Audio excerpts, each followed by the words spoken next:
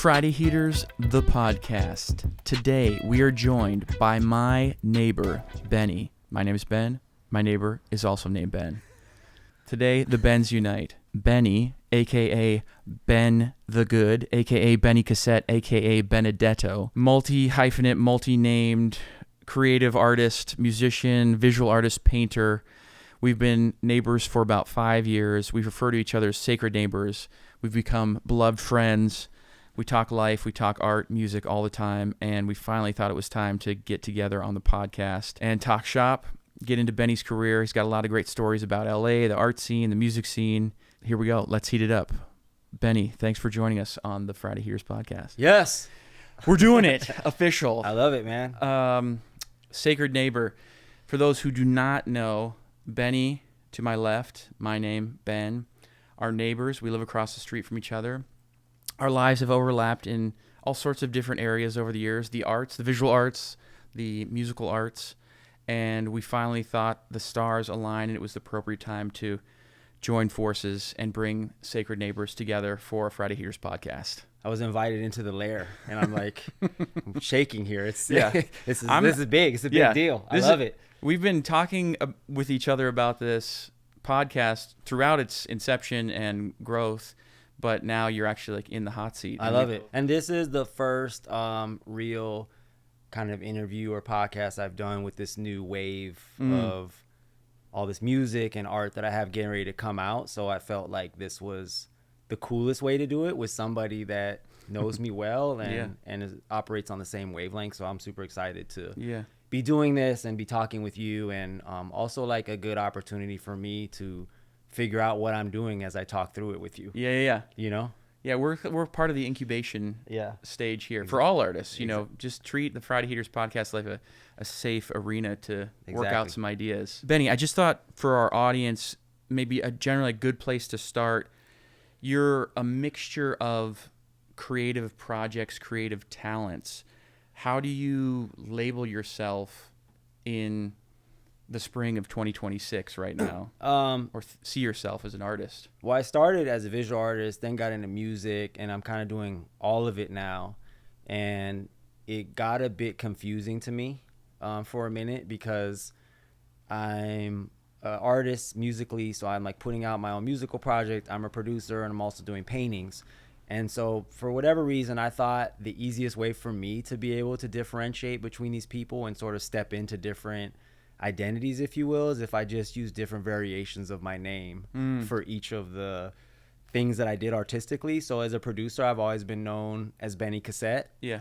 My full name is Benedetto. Okay. So I thought that was like an awesome name as a painter. I thought it felt like I should be like a famous painter already. Yeah. So I went with Benedetto, and then slightly cooler than Benjamin. My name. Yeah, you know, it's cool. I love Benjamin. And then for my musical artist project, I'm actually named after a saint who is San Benedetto, or Saint Benedetto. And he was this monk that was trying to basically bring back the roots of what it meant to be a monk in the Christian church back in like the 1400s. And so they titled him Benn The Good as his sort of nickname, because they were like, oh, Benn The Good, he's trying to basically make us all see how we're supposed to live this life. And I just thought that was the sickest name, Benn The Good. So I started using Benn The Good for my musical artist project. Yeah. Which is, so they're all kind of the same name, just different iterations of it. So Benedetto, more arts focused. Yep. Benn The Good, music stuff. Yeah, music, singer stuff, producer stuff, Benny Cassette. And would you say, like, right now, what does a average week for you look like in terms of being active in each of those mediums? It varies. The sweet spot for me is like 4 days of sessions with other artists as a producer. Okay.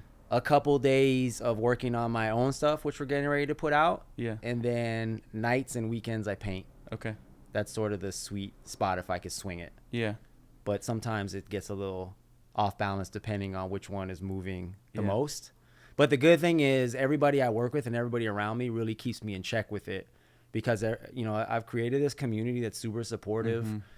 And I've also prided myself on trying to support the people that I work with, because I feel like one area we've been failing at a little bit in the world and arts wise is really building community, but like real community, not I hate when people say my network, because networking is like you're giving, but also making sure you're taking. Yeah. And in my opinion, when you build a community where everybody's really actually invested creatively in what each other's doing, you get better because people are giving you ideas from a place of love as opposed to like trying to get something out of you. So all the artists that I work with as a producer, you know, because I paint at the house, they're constantly walking in and being like, what's up, man? When are you going to finish this one? You know what I mean? Oh, this one's sick. You know what I mean? And like all the, you know, they're also like, when are you dropping your, you know, the next song? When are you dropping your first song? Whatever. So it's like people are constantly on me about finishing and doing what I'm doing, as I'm on other people too. So it's really kept me in check with making sure that I'm working on all of them at once. Yeah. Man, never a dull moment then when you add those up between producing music with others, writing your own music, and then painting your own visual. And I love it because they all feed each other. You know, like when I make music, I see colors and I see visuals. And when I'm recording, I usually have a movie on my laptop, just on silent. That's kind of keeping me, you know, inspired visually. So, and the people I look up to, they're multi-hyphenates. Like Pharrell is one of my big bars. Virgil's one of my big bars. You know, and these were guys that, you know, being around them a little bit and being able to see how they really didn't differentiate between any of the arts. It kind of was one and the same to them. So if I'm working with an artist as a producer, I'm also seeing visuals for them and talking to them about what the imagery looks like. And if I'm painting, I'm hearing music. And if I'm making one of my own songs, I'm thinking which painting matches this song. So I'm constantly, you know, navigating through all these spaces and trying to figure out how they align and make sense with each other. Because for me, I'm continually trying to figure out how to make them all one thing. Yeah. You know, so they all, you know, like, how do I do music shows inside of galleries? How do I put paintings on display at rock shows? You know, whatever. I'm just trying to think in those terms. Yeah, I've always admired that about you from the minute we met. Just like, it's kind of like that creative expression is always on. And when you reference Virgil and Pharrell, it's like, those guys are kind of at the pinnacle, but they just, the way they live, the way they express, the way we get to follow them, it's like everything is in play at all times. Yeah. And I think that's fun. And then to know you, to see you do it with your own spirit and kind of the magnetism that you've built community around you. Is something. And I just really love admire. the idea of like, there's no rules. You know, I mean, we'll probably talk more about this later, but you know, I came up under Kanye and no idea from being around Kanye was ever too big. And it was kind of unfair because I started working under Kanye. And so my first experiences were just seeing somebody that was continually thinking about the craziest, most grandiose things he could do and then actually making them reality. Yeah. And so then as somebody that was basically developing my own thing, I think on those same terms. And it's like, oh, okay, I can't like, you know, I can't project my first single all over the world in 36 cities in one night yet. You know what I mean? But I'm gonna do it. You know what I'm saying? So it was cool to just I think I have a little bit of an unfair advantage to have been cultivated as an artist under those guys because you know him, Rick Rubin, Virgil, No ID, you know, all those guys, they just think differently. And I think it's one thing for people to say, oh no, I'm like breaking rules, I'm doing that. But like to actually be around it and see it in real time and see people come up with ideas and then manifest them in a real way and then execute them and watch them be successful is super powerful. And it really makes you think like, damn, the only thing that gets in our way of not doing these grandiose ideas is ourselves. Because you quickly talk yourself out of, oh, I can't do, you know, but I'm just would watch these guys and they would like say an idea and 2 days later it's happening. And I'm just like, oh, wow, that's how you do it. Yeah. You know what I mean? Do you notice any personality types in those moments that you see from like obviously grand thinkers, visionaries, but like practical behaviors or skills that they had that you think led to some of that success? For sure. Or ability to make. I always say, so it's interesting because I get around guys that are coming up in their like early 20s, late teens. And I use this as an example a lot. I was like, there's two sides to people that are fearless. There's one where they really don't have the skill set, but they're too young to know it. So they're naive. Yeah. So they walk into rooms like super confident. Yeah. And you can't tell them anything. I'm like, bro, you can't really sing that well. Bro, your tracks really aren't that good. But the confidence overpowers you. Yeah. And bowls you over. And so that naivete actually makes them successful, which is kind of what we saw like with the trap music movement, or what we're seeing with some of like the DIY artists right now, or like super important, or I don't know, not important, but like successful artists are looking at these guys that are doing these paintings with like spray cans and crayons and being like, and these guys are selling their paintings for like $1 million. You know, but they're like too naive to know, oh, I didn't go to art school. Or I actually don't know how to do, you know, draw figures. But it doesn't matter because their confidence is like making the world embrace what they're doing. And so I think A is like not knowing what you're not good at. So the naivete of that. And then also, for lack of a better word, I feel like, you know, I guess from being under Kanye and some of those guys, you got to be a little bit of an asshole. I don't know how else to say it. You know, you got to just be like, my idea is great and it deserves to be executed. And I don't care who stands in the way or who tells me no, I'm just going to push them out of the way. And I guess that's fearless, but it's also this kind of aggressive thing where you really are so passionate about what you're trying to do that nothing will get in your way. And you kind of don't have a problem telling people get out the way.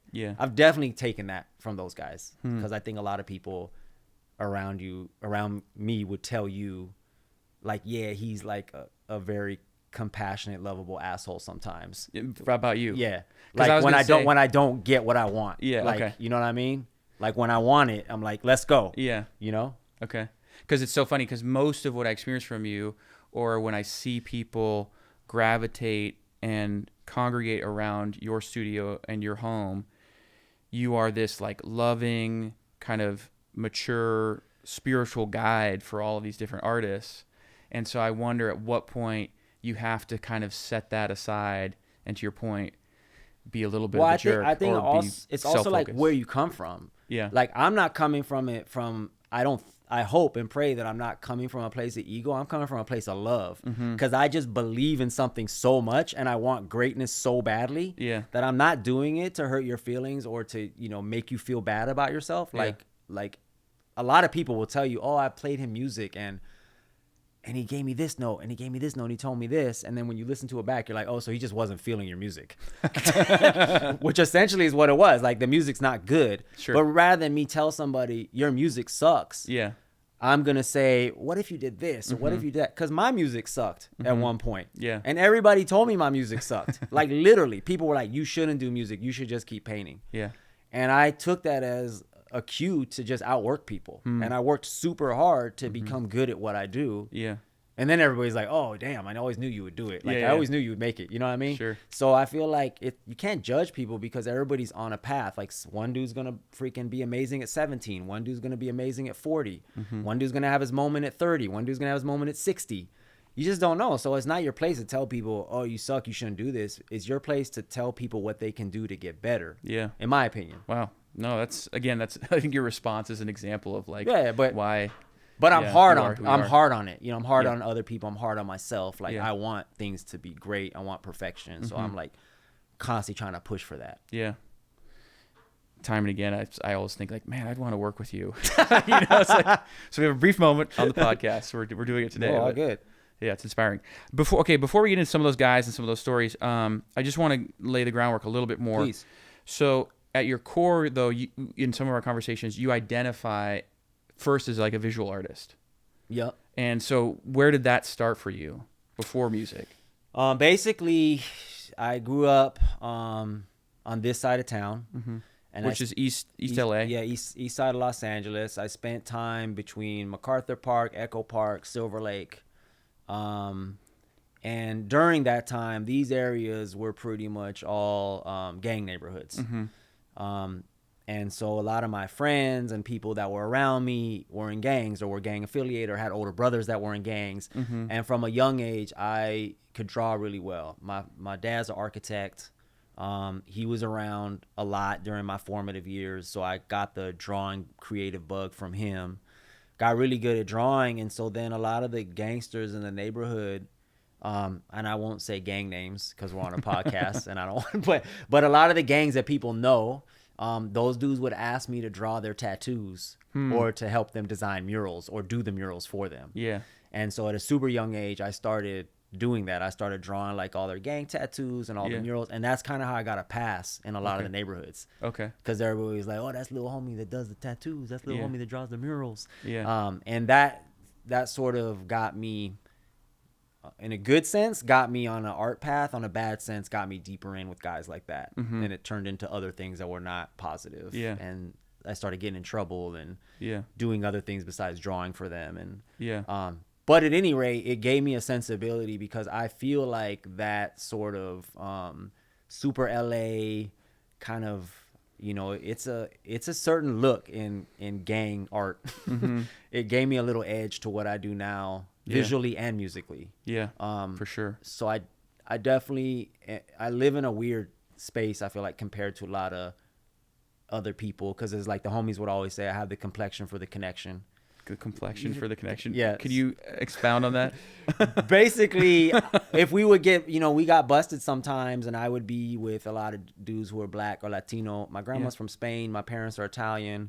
I'm basically white. Yeah, I was gonna bring that up. So you know, like, people always thought I was hanging out with the wrong crowd. Okay. And as a kid, I never understood it. And as I got older, I was like, oh, I got to pass a lot of times just because I wasn't black or Latino, which also opened my eyes to it's like another layer of what I do in my work. Sure. But it was kind of the first time that I really started to experience, and especially at LA at that time, you know, like in the 90s, early 2000s, there was just like rampant corruption in LAPD. There was like a lot of crazy stuff going on in this side of town.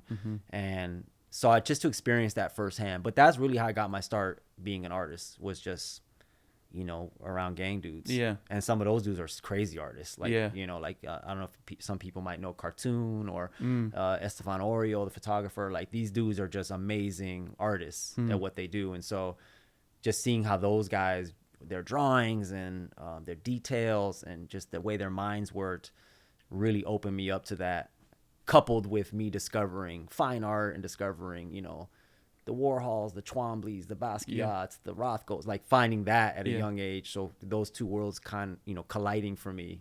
Did that come from your dad, or like, how do you, I mean, I'm so curious how the world you just described, but then like stumbling your way into fine art, how did you end up exploring that, or even know to explore that? So I got in a lot of trouble as a kid, as a kind of preteen teenager.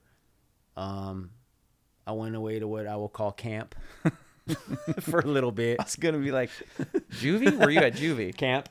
And when I got out of camp, I interned with the parole officer at one point. I interned with some other kids at a camp. And after I got out of camp, I just put my camp counselor. I was trying to say, like, what do I call them? The person that was assigned to me to make sure that I stayed on the straight and narrow once I got out of camp. Yeah. Said to me, you're really good at two things. And I was like, what's that? And they're like, you're really good at playing basketball and you're really good at painting and drawing. So we're either going to let you go to this high school to go play basketball, or this high school, which is an art high school. And I ended up picking the art high school because I didn't think that I was going to grow anymore, or, you know, I'm not going to be a professional basketball player. And when I went to that school, a couple of the teachers felt that I had a really strong gift, and they started introducing me to a lot of these fine artists that I got close to as far as just research wise. And they encouraged me to go to museums on my own and check out stuff. And so I was kind of this lone wolf. Like, I would go to museums sometimes by myself, and, you know, I was that kid that took the bus all over the city. Yeah. So I was taking like the bus everywhere and learning about these artists. And I was just fascinated. First, I was just like, how did these fools make this and sell it for so much money? You know, and then it was like a whole new world, because I only knew graffiti art.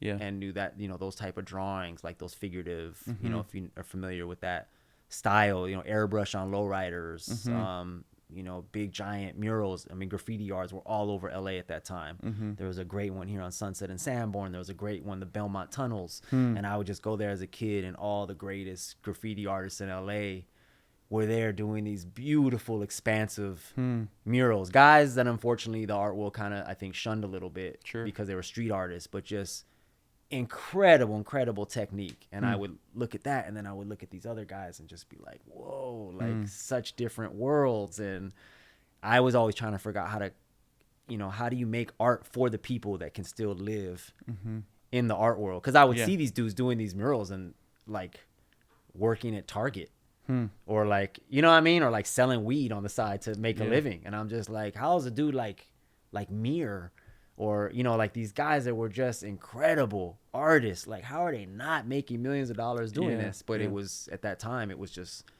completely shunned and looked down upon. Yeah.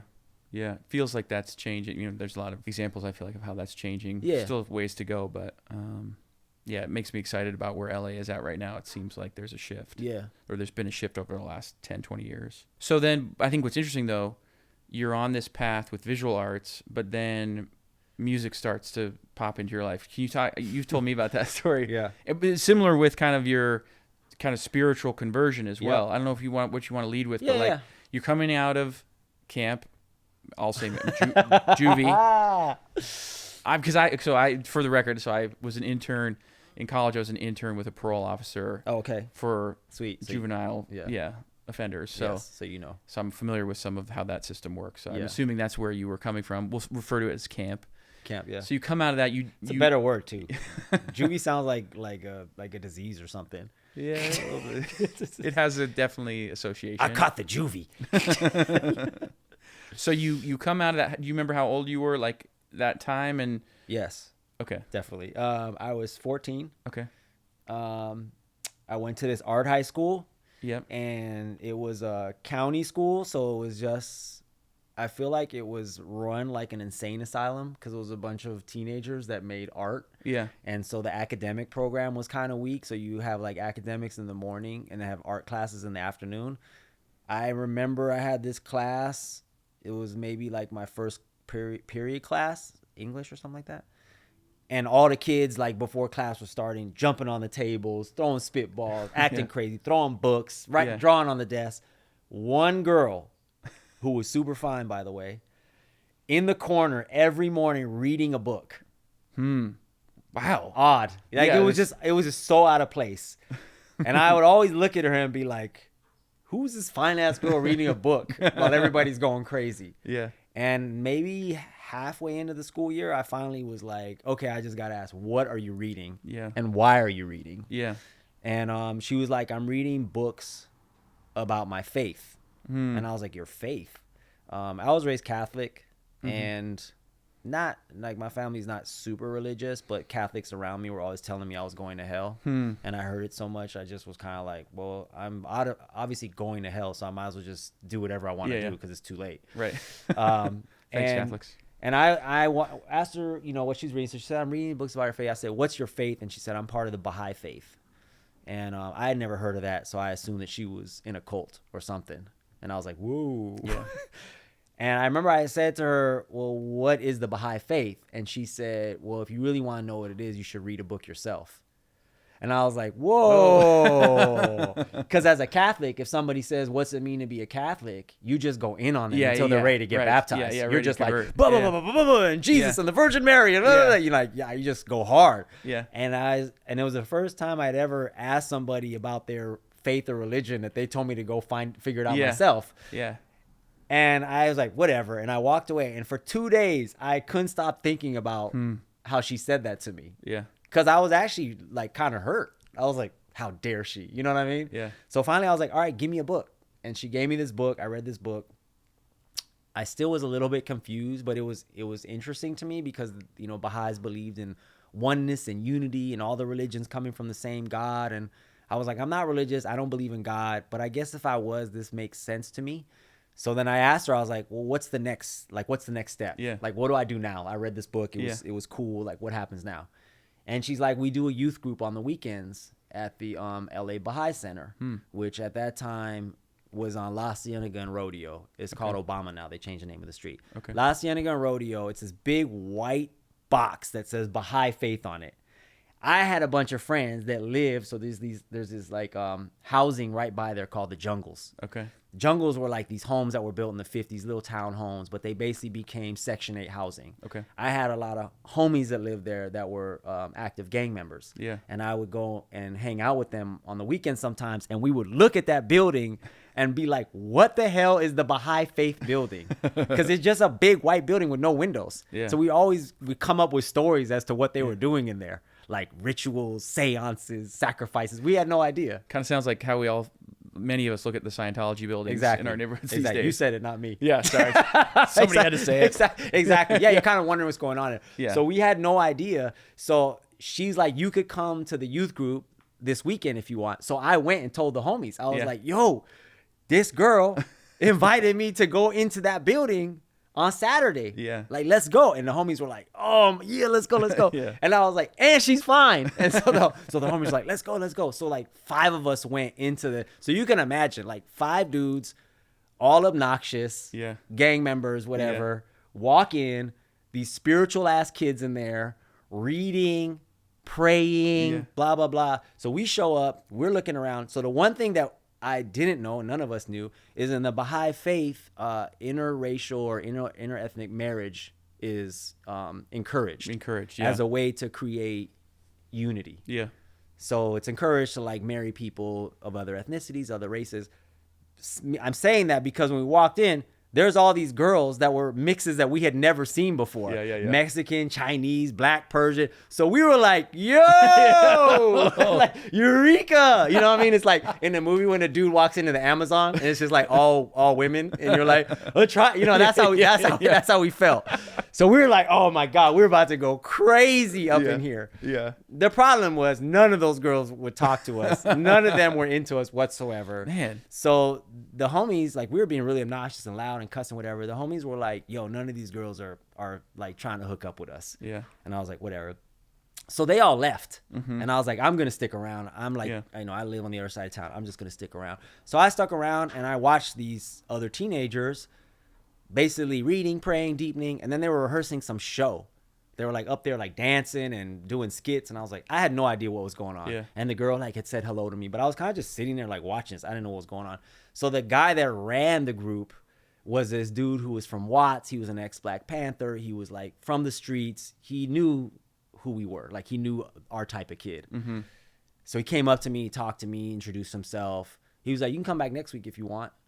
And I was like, oh yeah, cool. I was like, whatever, I'm not going to come back. And then the next weekend rolled around and I was like, I don't know. It's kind of weird. These kids go there every weekend and do that. Like I want to go again and see if they do the same thing. Yeah. Went again, watched them. Yeah. They rehearse their silly show. They pray, they read. And I was tripping. I was like, it's weird to see kids like me praying and reading in the middle of a Saturday. Yeah. So he comes up to me and he says, do you want to come again next week? And I was like, yeah, I think so. And he's like, you could come, but you have to do something in the show. And I was like, what is this show you got? Like, what are you guys doing? Like, what is this show? And he's like, basically, we perform in different places to promote the idea of oneness and unity. So the show is like, we do it at malls, we do it at this. So I was like, oh, okay, cool. So he's like, come back if you want to do something in the show. And I was like, I'll rap in the show. And so he's like, okay, cool. So I go home, I write this cheesy rap about unity. Had you rapped it all before? No, like on the school bus being stupid. Yeah. You know what I mean? But like I didn't do music.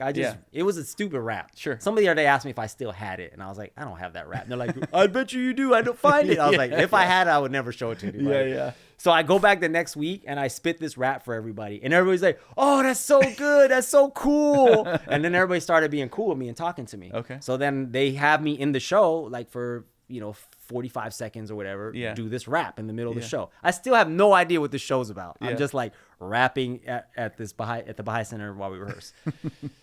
So then like 2 weeks later, the guy who runs the group says, hey, do you want to go with us on our summer tour? Yeah. And I was like, what's the summer tour? And he's like, we go all around the country and we perform at malls and rec centers and all these cool places. And I was like, oh, how much does it cost? He's like, it's free. I was like, where do we stay? He's like, we stay with Baha'is. I was like, how do we eat? The Baha'is feed us. And I was like, so you're telling me I can leave LA for the whole summer, see America for free, and all I got to do is do my rap like once a day? And he's like, yes. And I was like, and there's no funny business. And he's like, there's no funny business. He knew exactly what I meant. I was like, there's no funny. He's like, there's no funny business. I was like, I'm in. Yeah. what he didn't tell me was that it really wasn't malls and rec centers. It was juvies, prisons, projects. Tough it was crowd. like the worst places you could do that kind of show. Like Unity like nobody wants to see that. Dude, like just setting you up for some for failure. I had never performed before. I had never been on a stage. I had never held a microphone in my hand, dude. I'm like 14 years old. Yeah. So the first show, I think it was like a juvie in Albuquerque, New Mexico, I believe. Okay. And I get up on stage. I'm nervous. My hand is shaking. Dude. It was awful. I start getting That's like booed my nightmare. and hissed. Like the kids are like, boo, cheer, ah. And I got it because I was one of those kids. So I would have done the same thing. So I get off stage. Everybody's patting me on the back. It'll get better, bro. It's gonna just keep doing your thing. It's good. And I was like, this is awful. I was like, this is terrible. Gonna be a great summer. Next show, it's a prison in Phoenix. Same thing. Dudes are like, oh, the guards are like, shut up. I get off stage. Everybody's like, man, just keep going. I'm like, I can't do a whole summer of this. So on the bus, while everybody was sleeping, I started teaching myself how to freestyle. Yeah. So I would be like, my way, highway, flyway, tree, free, me, right? So I got really good at freestyle. So then I would get up on stage, and before I would do my rap, I'd freestyle about everybody in the audience. You know, my man with the white shirt and blue jeans, he thought he knew me from, you know, I would just start to, and everybody would be like, oh, it's so cool. So I got really good at it. So then after the shows, all these kids or people would start coming up to me and being like, yo, man, like, you know, where you from? Or da-da-da, or like, you know, what do you do in LA? Are you in, you know, do you bang? Do you this? And I was like, no, man. I was like, I believe in God. And I'm saying all this stuff I didn't really know I believed in. I was like, and the Bahá'í Faith, and you don't have to live this life, and blah, blah, blah. And I was saying all these things. I'm like, I have no idea where this is coming from. And because I never really traveled around America, I didn't know a lot of things that they had already experienced. So like when we went to Iowa, which is the home base for the KKK, like we got surrounded by the KKK at one of our shows. I had no idea who these guys were. So after the show, I just walked up to them. Yeah. And everybody's like, yo, what are you doing? And I'm like going up. So I was like, yo, why are you guys so angry? Like, why are you yelling the N-word at us? Like, what? Like, what's going on? And I ended up having these crazy conversations with these guys. And then I'd invite them back to our talk because we do these talks at night. And some of them would come, and some of them, like we found out, they would like leave what they were doing, and like sometimes they'd become Baha'i, sometimes they would start supporting, like, you know, skinheads came after us in Denver. I remember I went up to the skinheads and started hanging out with them, and everybody thought I was crazy. I didn't know what a skinhead was. I just knew shaved heads from cholos. Yeah, I'm seeing all these white boys with shaved heads. I'm like, like, are these gangsters? They're skinheads. You know, and they're shouting obscenities at us, saying, "Hey, come to our talk tonight." And they're like, you fucking crazy. Like, they're like, say, you know, like, nah, just come. And they would come, and then they would see like all these teenagers of, you know, because it was striking to see all these different race teenagers like dancing together, you know, hanging out with each other. It was in certain parts of the country, it was unheard of. Been, super unique. And I honestly fell in love with performing because of that, and music because of that. And that was my entry into, you know, being a performer, making music. And when I came out of that group, I decided, I want to figure out how to actually make music for real. I had no idea what I was doing, but I just had caught the bug because God had really planted this seed in me of the idea of performing and using music to penetrate people that had like walls around them. And those walls were making them, or had them living lives that were just not productive and good. And I saw myself in so many of those other kids that we would encounter, or, you know, you know, people in projects, or I don't know. We just went to some really dark places where it's just like no hope. Like the kid, you know, like not like Native American reservations where they're living on a government check of $150 a month. You know, and the floor in their house is dirt. It's like you walk from dirt onto dirt, and these kids are like, they're so broke, they're like sniffing spray paint and glue and making shanks out of tree branches. And I was just like, the only hope they have is to try to find some connection with their creator. Like, that's it. And the only way you're going to get through to them is speaking a language they speak, which is probably going to be music. Because there's nothing else that's going to get through to them. And I did that so many times that I just was like, oh man, I feel like this is a calling for me. Like, this is a way that I'm supposed to affect change, I don't know. I just felt like that's what I was supposed to be doing. Sorry for the long story. No, I love it. It's such a great story. It's always fun. I mean, I've heard it before, but it's great to get it. You're very much someone who practices the Bahá'í Faith today, and I feel like is a real big part of your life. So do you come out of that summer pretty much like feeling like you're excited about this and you're building like even as a kid wanting to kind of build your life around being Baha'i, or is it I came back to LA. I realized, the prophet founder of the Bahá'í Faith name is Baha'u'llah. So to be a Baha'i, you just have to believe in Baha'u'llah. Baha'u'llah means glory of God. It's Arabic. I just fell in love with the writings. I fell in love with just how it made me feel. I needed something at that time. I was going down a road that wasn't good. I was watching a lot of my friends like really go away for long periods of time and get locked up. And I had a couple friends that got killed around that time. And I just knew that something had to change. And I felt, even though I was so young, I just felt like this was put in front of me for a reason. And I remember one night there's a Baha'i prayer book, and I read the whole prayer book from front to back. And I was like, I don't know if there is a God or there's not a God, but whoever wrote this is speaking to me, and this is real. So I felt like I needed to be a Baha'i, and it changed my life. Like literally, I know how it sounds super cliche. I found God to change my life, but it changed my life because I just, I lost a lot of my friends, if not all of them, but I gained this whole new community of people that really were trying to affect change in the world and were really out in the streets doing it, like out there working. And that was something I had not seen a lot of people that said they believed in something and then actually acted on it and went out there and did something about it without being preachy, and I loved all that. I loved so many things because you couldn't proselytize as a Baha'i. There was no clergy in the Baha'i faith. There was just all these things that I was hard for me in being a Catholic that were alleviated by becoming a Baha'i. And then on top of that, it made my purpose of being an artist and musician more clear. You come back, then you start going down more of the music path. And do you want to get into that a little bit? No, just yeah. Early career. Is it hip hop? The quick answer is I thought I was gonna start making beats and be this rap kid, and I saved up a little money and I bought a laptop and some gear, and every one of my friends was like, you should not try to make music.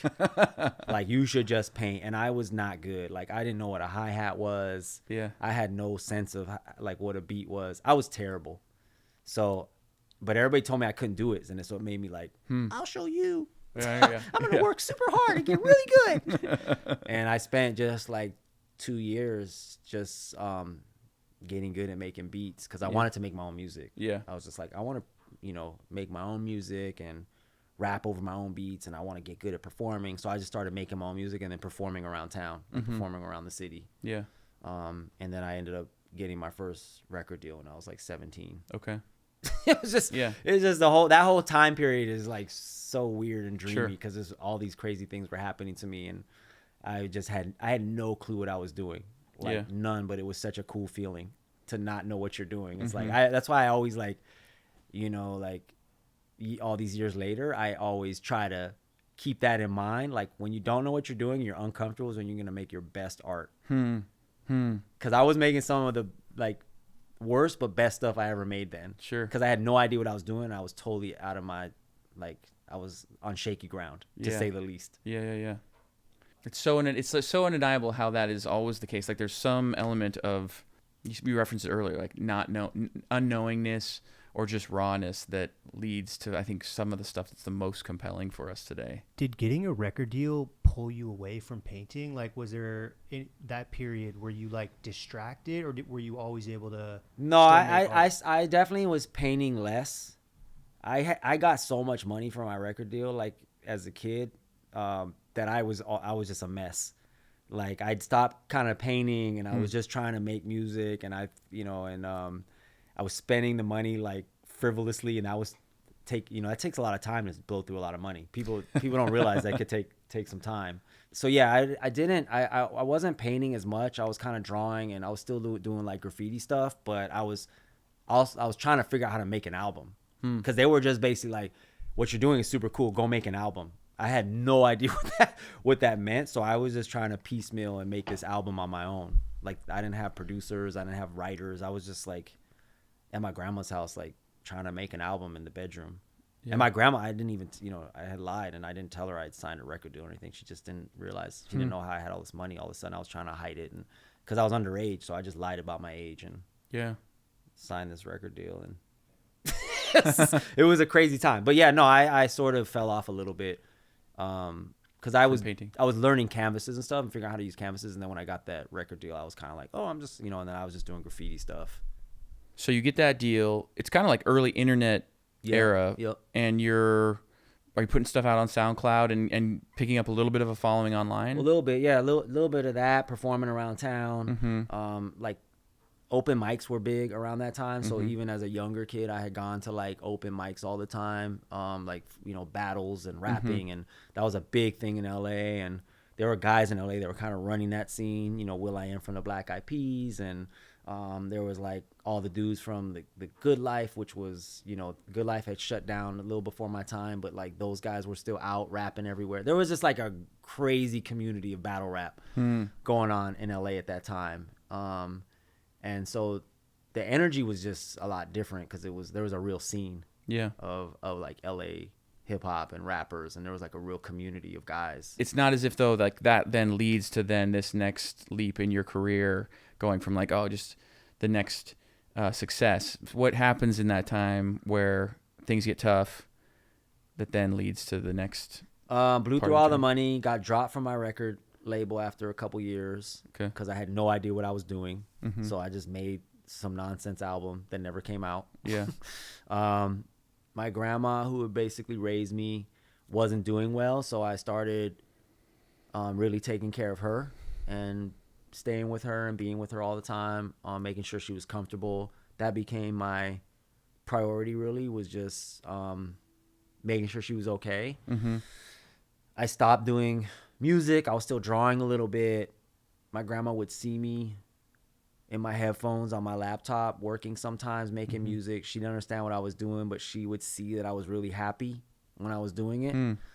That went on for 3-4 years, maybe almost 5 years. And her health deteriorated, and then right before she passed away, she told me, she said, "Mijo, go do your music now." So she kind of released me from, I guess, this like I had created this job for myself where she caretaker. Was my number one priority, and helping her, and I had lost all my momentum and everything else I was doing. And so when she told me that, I was puzzled, but then she passed away, and I was like super depressed, super broke, didn't really know what I was gonna do, and I really delved into music and made these 3 songs that I was never going to play for anybody, but they were the best songs I'd ever made. They were really, I won't say dark, but they were heavy. And I just loved them, man. They were so cool. And I was just like, had never written music like that where I was not writing for anybody else. Because I feel like the problem is also is like when you have a little bit of success, when you're young, your homies are all egging you on. So you're like making music for them in a way. And this was the first time where I was making music, or at least these 3 songs that I was never going to play them for anybody. So I kept listening to them over and over and over. And I was like, man, these are like really good. Like I want somebody to hear them. Nice. And I didn't know what to do, but I knew a couple girls from the blogs, because the blogs were still really popping at that time. I knew a couple of them that I had met like through my time doing music before. And I cold emailed them and said, hey, I have a song. I wish, I was hoping I could send it to you to check out. And they both hit me back, yeah, send it, whatever. One of them was at Fader, one of them was at Complex. And I remember I sent them both this one song, and they both hit me right back. Like, can we post this? And I was like, for real? And they're like, yeah. And they both posted it, and then the song ended up being posted on all these blogs, like all over the internet. And I couldn't believe it. I was like, whoa, so cool.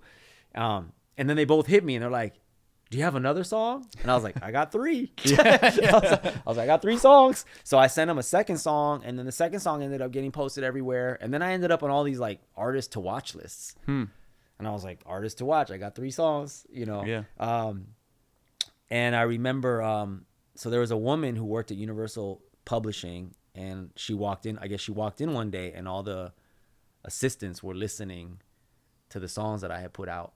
And she was like, who is this? And they're like, some dude named Benny Cassette. And she tracked me down, and I ended up having this meeting with her like a month later. And I'm sitting in her office, and she's like, play me everything you're working on. I just had all these ideas. Like, nothing was finished. It was just a bunch of, like, I thought it was nonsense, but I played her like an hour and a half of music. And at the end of it, she's like, I don't understand. You're incredible. You're amazing. Nobody knows who you are.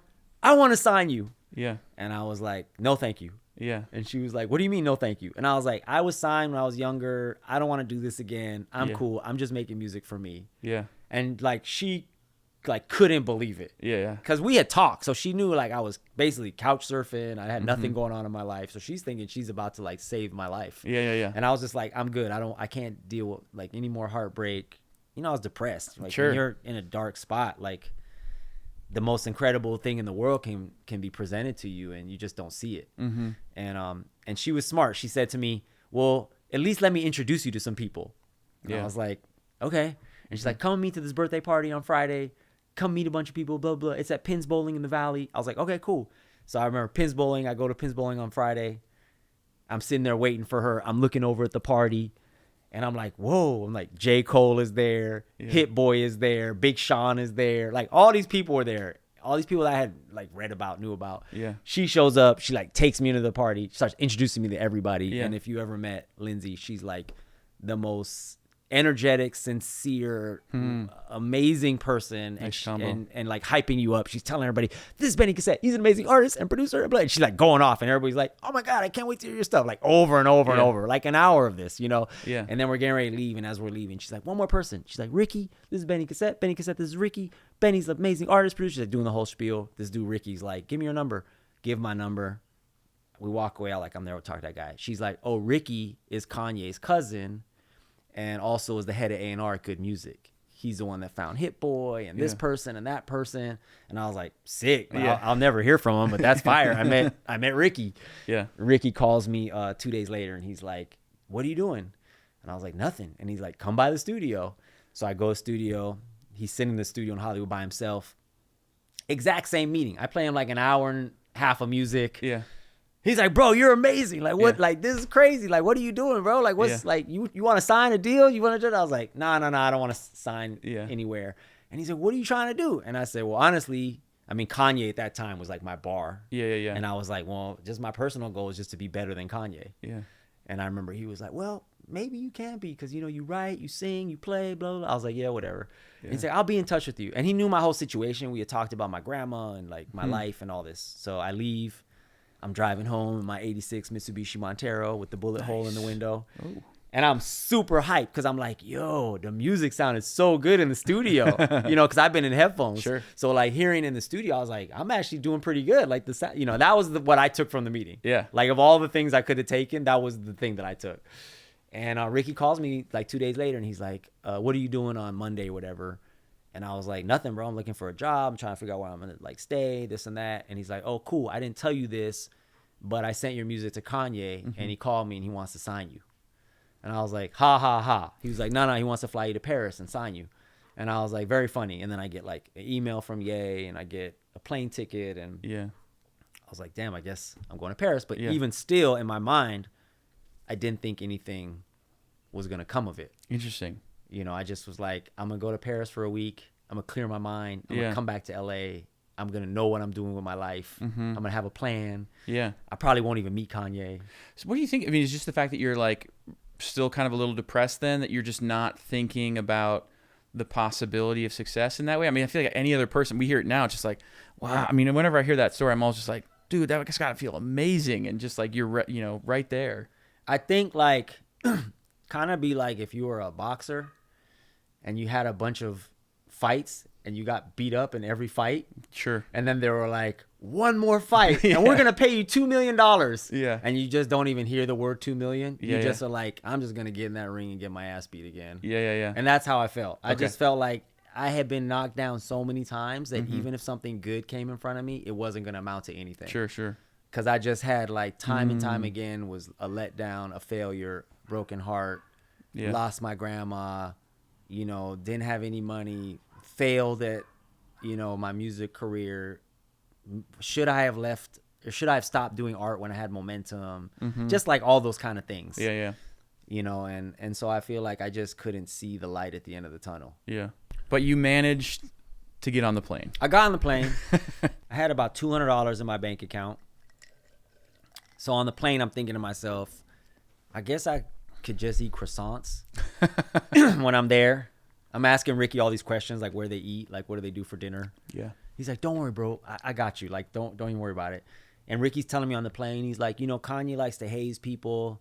I was like, what do you mean? He's like, well, we first brought Hit Boy. Like, Hit Boy didn't even meet him for like 2 weeks. And we brought this person. He wasn't even allowed in the studio for a month. Like, he just likes to play head games. So I was just like, whatever. Like, if I meet him, that'd be amazing. If I don't, that's cool. Free trip to Paris for like a week and a half. Sure. What era is this right now? Like, what is in his career? They were working on Yeezus and Life of Pablo. Okay. At this time. So would that make it like 2012? Like 13, 14. Yeah, yeah. So I get there, we land. As soon as we land, Ricky gets a text and he's like, Kanye's like, drop your bags, come to the house. And Ricky's like, oh, I guess you're going to meet Kanye tonight. And I was like, oh, okay, cool. So we like drop the bags, go to the house. As soon as we get to the house, I realized later, like Kanye does this thing where, like if we're all sitting here and I just have somebody random come into the room and I don't tell you who he is and he just sits down with us, that's what Kanye does. Yeah. So he doesn't tell anybody I'm coming or who I am. Yeah. So when I get to his house, he's like, oh, thanks for coming. I'm like, yeah, of course, no problem. I walk in and there's like big circle of chairs around the speakers and it's everybody I've ever read about that works with Kanye. It's like No ID and 88 Keys and Virgil and Noah and like all these people that work with him. And there's like one chair at the end that's open and he's like, have a seat. I was like, okay. Yeah. And I sit down in that chair and he's like, did you bring some beats? And I was like, yeah. And I just had beats that I was making for myself. Yeah. So he's like, plug up, let's hear them. Yeah. And everybody's staring at me like first day of school vibes. Yeah. Like everybody's just like looking at me like, who is this dude? Like, who's Man, this? it's that you're back at your like first Bahá'í performance in Bro, front of the it was, but you know, prison guys. I was like not, it was actually good that I was not in a good place because I didn't even notice. Sure. Yeah, you just I was just like, whatever. Like, all right, I'll play some beats. Interesting. And then I start playing beats and like I play the first one and I remember Ye's like, I want that one. I play the second one. Ye's like, I want that one. Third one, I want that one. And I could see everybody in the room is like, what the hell? Like they're staring at me, their eyes like all wide. And by the time I got to the fifth or sixth beat, I remember thinking to myself, oh, damn, you know what? My grandma put me here. Like, I'm actually supposed to be here right now. This is not an accident. Wow. And this switch got flipped. And it was the weirdest feeling because I just went from, like, sitting like this to, like, I remember feeling myself just sort of, you know. New air. Just Like, life. my body just filled up differently. And I felt emotional for a minute because it dawned on me that this whole time I was not noticing what was going on around me. And I just felt her presence and I felt her moving stuff around. And I was like, oh, this is what she meant when she said, go do my music. And I played all those beats. And I remember there was a couple on there that became big songs on the project. And afterwards, Kanye said to me, I want you to stay in Paris and help me produce my next 2 albums. And I was like, I don't know what that means. And he was like, what do you mean? I was like, I don't produce. And he's like, didn't you make the music that I heard from you? And I was like, yeah. And he's like, you produced those. And I was like, yeah, but they're for me. Yeah. And he's like, yeah, you could do it for me. And I was like, I don't know how to do that. And he was like, well, you should. And I was like, why would I do that? And he was like, well, A, you'll make money. Yeah. And I was like, I need that. He was like, B, you'll become a better artist. I was like, down for that. And he's like, and C, like, you'll have a community around you. And I was like, oh, I'm super down. Like, okay. But I was like, I don't know what I'm doing. He's like, all right, go to the studio in 2 days, take the stems. It was what became the Black Skinhead song. And I was like, what are stems? I was like, I don't know what stems are. He's like, just take the track. He's like, just take the track to the studio and you'll figure it out. Yeah. And I remember going to this studio and I go in and these 2 old French dudes are in there. And I'm like playing this like idea I had. These dudes are like tripping out. How did you do this? What is that? How did you make that? And I'm like, I don't know. And at that time, like, I still like this because I don't know what I'm doing. I'm like making drums on my, like recording them on my phone. I'm like sampling vinyl. I'm running stuff through guitar amps. Like I just do crazy stuff just because I just know how I want it to sound. And I'm like kind of telling them. And then they start playing stuff over the track. And they're like doing all these cool things. And I'm like watching them. I'm like, who are these dudes? And they're like doing all these sounds. I'm like, oh, this is Daft Punk. I was like, I just didn't recognize them without their helmets on. so I was like, this dude just put me in the studio with Daft Punk. Yeah. And they like added all the stuff. And then Ye's like, the next day, he's like, all right, now go and edit all the stuff they did. And I was like, huh? And he's like, just chop it down and make it make sense. Yeah. And I was like, all right. And it was crazy because he just kept putting me like, you know, then he put me in a room with Gesaffelstein. And then he put me in a room with like Bon Iver and, you know, Pusha T. And like, he just kept throwing me to the wolves, you know, and he just kept doing it over and over until I learned like how to put songs together, you know, and then it was like conversations with Rick Rubin when we were, you know, finalizing the album. And he just really like taught me how to do all these things without even knowing it, you know. And I always say like, that's the beautiful thing about life, because like I remember somebody came up to me a couple weeks ago and was like, man, I met you at this conference and you said this to me and it changed my life. I didn't remember who he was at all. Yeah. And I can look at Kanye and I'm like, man, the amount of times he's done this for people, like just give him the spark and that knowledge, and he probably doesn't even know what he did. Sure. Because if somebody said, oh, Benny was talking about you and was saying how you did X, Y, and Z, he'd be like, oh, I don't even remember that. Yeah. But he was just doing it because that's what he does. Sure. And changed my life with it. Yeah. You know, and so that's really how I learned how to make real songs, was through that dude. Yeah. Wow. I mean, so many different ways to dig into that. I guess one thought is, you know, how can you as someone who knows him, like speak about it? How do you speak about it today, given kind of some of the ups and downs that he's been through and kind of where he's at currently in like pop culture? I think sometimes it's meaningful for me to hear someone like yourself who kind of approaches life from this like deeper, loving, you know, I think perspective. He was a launching pad for so many greats. Virgil, Jerry Lorenzo, Hit Boy, Mr. Hudson. I mean, the list is long. So many. And I think at that time, you know, it was a moment. Good Music was an amazing company. And at the end of the day, like, he's an amazing creative. And I think it's this crazy conversation we always have. Like, can you separate the person from the art? You know, and I think at the end of the day, he has a heart of gold. And he has an amazing spirit, and I've seen it, and I've been around it. And he's just an amazing creative and individual. And sometimes all of us can get caught up in the ego or get caught up in whatever you want to call it and stray from the path. But for me, he's always going to be a central figure in my career. And when I surpass him, which is going to happen, and I'm the biggest in the world, which is going to happen, I'm always going to speak about him and what he did for me and how confident he made me feel. Because I would walk into rooms and people would say, oh, I just got off the phone with Kanye, man. He was telling me how amazing you are and da-da-da, and talking about you and how he loves everything you're doing. And I would just be like, I would levitate. Yeah. Because I'd be like, man, for this dude to be telling people about you, there's no cosign like that anymore. Like, there's no cosign you can get. Like, you can't. You know, people tell me, oh, this person, I'm like, there's no cosigns like that anymore. That cosign was the greatest cosign you could ever have at that time. Yeah. And what it did for me as a creative, as a human, just as an artist, just my faith, like just to be like, oh, God, like did that. It just like, I don't know. I can never, regardless of what he does, it sucks, but I can never take that away from him. Yeah. And all of it, like if you interview Jerry, he would say the same thing. Like what Kanye did for Jerry. Now look at Fear of God. You know, rest in peace, Virgil. Like, like he was the first that gave Virgil his start. Look at Murakami. Like Kanye was the first one to really tell everybody about Murakami. Kondo. I mean, Kondo was big, but he wasn't that big. And then he did that cover, and Kanye was out there talking about George Kondo to everybody. Yeah. I mean, you just can't deny what he's done, and the good that we're all doing. Is a lot of it for him. So I hope some of that falls back to him too. Yeah. Powerful.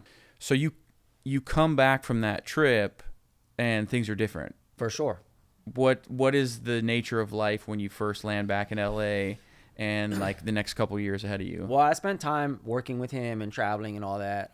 When I came back, It's interesting because people that had sort of heard what I was doing before were like, oh, you're so creative, you're so ahead of the curve, but I don't know if this will work commercially. Yeah. And that was like a big comment I would get. And when I came back, I was like, I was a genius. Yeah. Everybody's like, you're a genius. Oh my God. And like it was like everybody wanted to work. Everybody wanted to sign me. Yeah. It was a thing. I learned quickly that I had to create my own path because I didn't want to just be one of Kanye's guys, which I was for a while. Sure. But there was guys that like that's all they worked on was Kanye. So when I came back to town, like everybody that he had talked to about me that I met through him, I followed up with them and was getting in the rooms with John Legend and like I was working with Miguel and just everybody that I had, Azalea Banks, like everybody that I had met or kind of was associated with him. So I went on a pretty crazy run at that point on the production stuff, and it got out of hand. It got really crazy. Just out of hand and like just busy or just busy. And then my artist stuff, I wasn't really working on my artist stuff. I really wasn't painting. Like I was just the producer stuff but I had been so broke. I didn't have anything. So I just kind of, I felt like, I had this feeling of like getting out of the ocean or something. Like I was just like, I felt like I was doing this and I was excited because I'm like, I'm about to breathe fresh air. And I was just like doing that for a good amount of time. Yeah.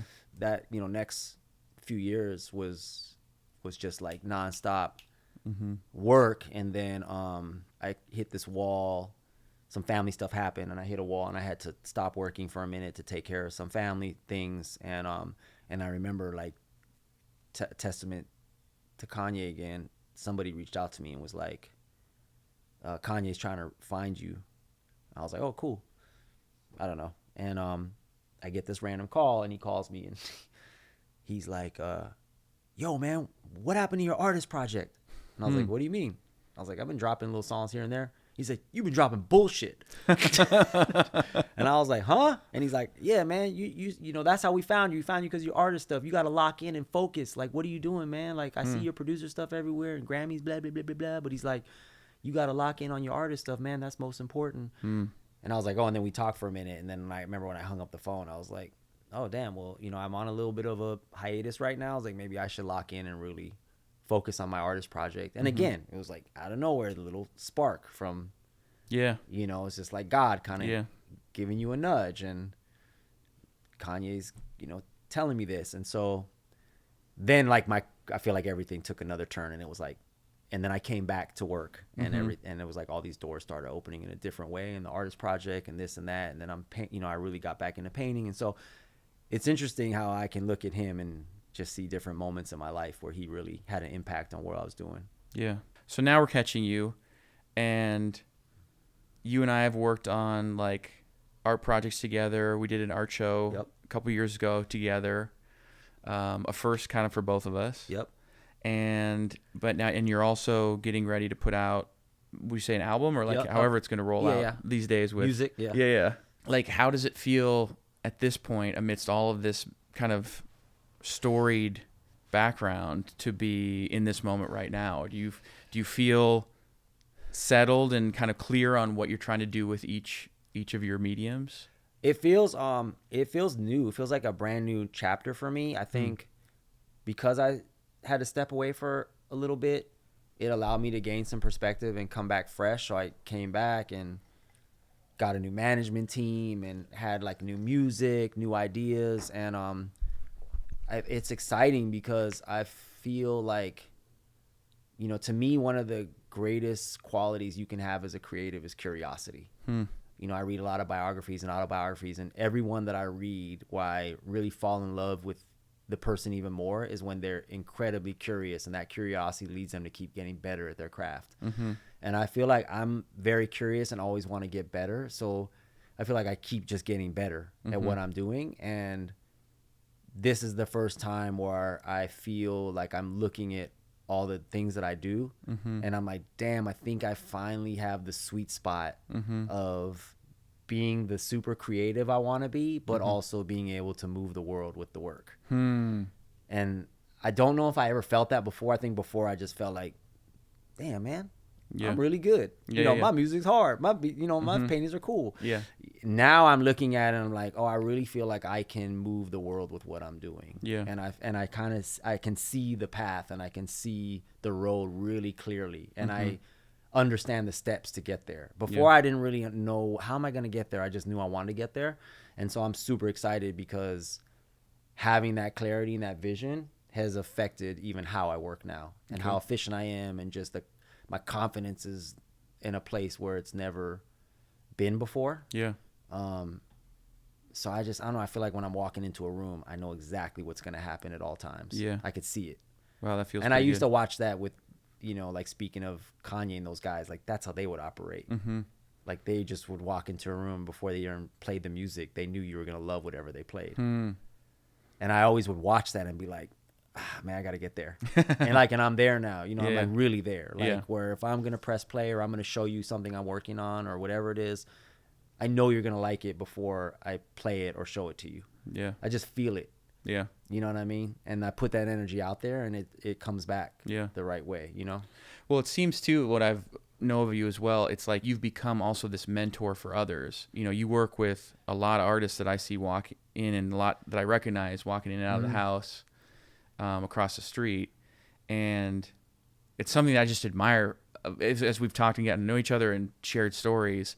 But I think I have a ton of respect for that. I would imagine because you are approaching the life the way you are, with kind of this love and acceptance and bringing people together, and then getting to be a mentor because you've been through a lot, speaking to other artists' lives, I would imagine that as well gives you a lot of feedback and experience and knowledge of how the system is working, how the world needs to move and shift for you to succeed. For sure. I mean, I'm working with an artist right now and I'm doing his album, and he's one of the most amazing people I've ever seen on social media. He goes viral constantly. Yeah. Something that I didn't come up like that. Like I came up working with,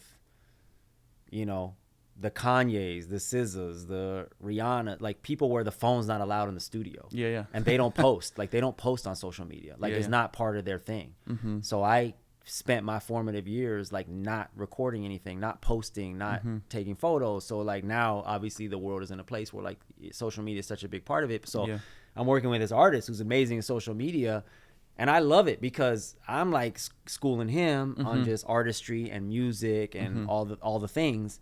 And then he's like in turn sharing with me just how to operate and navigate through social media in an exciting way. So to me, it's like, like mentoring, whatever, like I always want to share, but I always want to learn. Like I want to work with people that I can learn from because I want to get better. Like I want to be able to say in 6 months, oh, I got social media figured out. Yeah.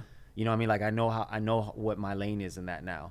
And so every time I work with people, I don't just work with anybody. Like I can't, like I have to work with people that like make me want to make songs that I wish were mine for them. And so when I do work with people like that, I'm looking for ways to learn from them to make me better as well. And so I look at it less of like mentoring and just, I've had some very unique experiences that most people haven't had. And I know that. And I've learned from some of the greatest people on the planet, art-wise, musically.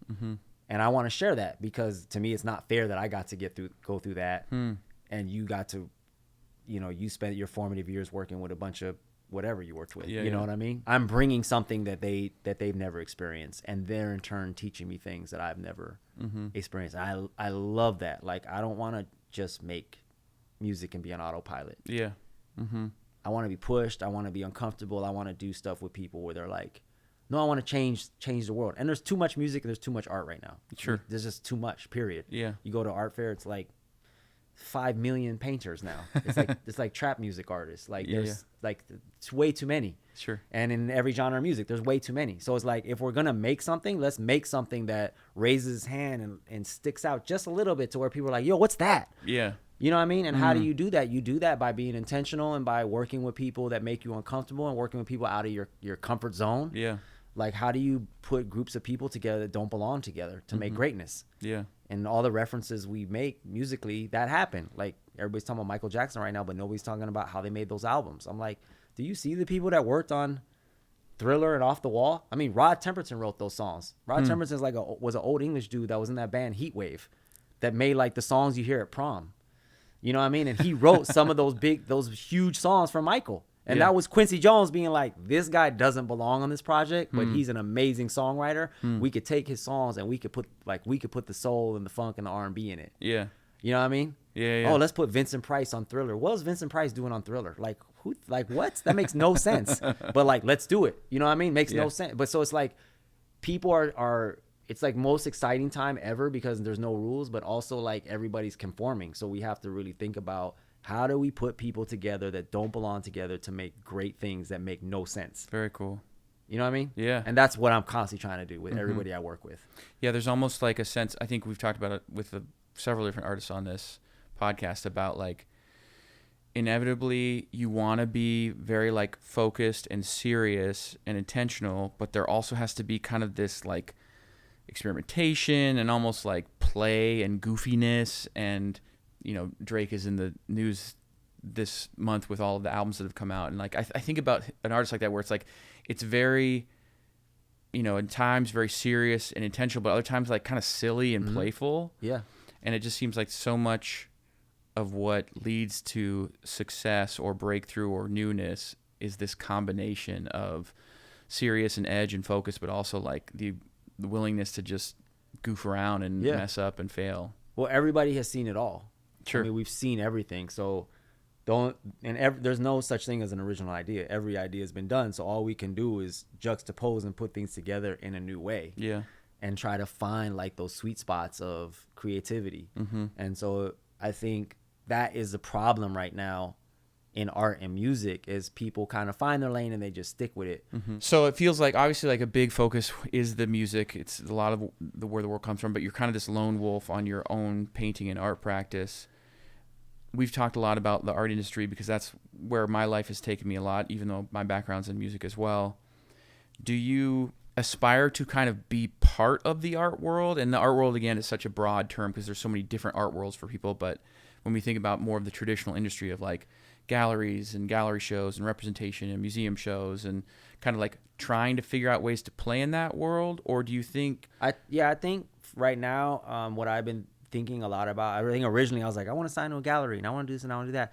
But I started to try to think about what is the approach to art that's similar to the approach in music. Because in music, the way I love to do it and work with people is like you make a bunch of songs and then you just start releasing them and you just don't know where they're going to go. But you surround each of those releases with cool marketing, cool visuals, and you try to make moments and you tell a story through those moments. And then eventually the moments will all come together and make a body of work. That's how I think of music right now. Yeah. And I've been trying to think of what does that mean in the art world. So if, you know, I have been preparing for a gallery show. And then I was like, well, maybe it's not a gallery show. Maybe I need to start doing like these pop-ups that have concepts and themes around them and doing them with a lot of frequency and treating them like music drops.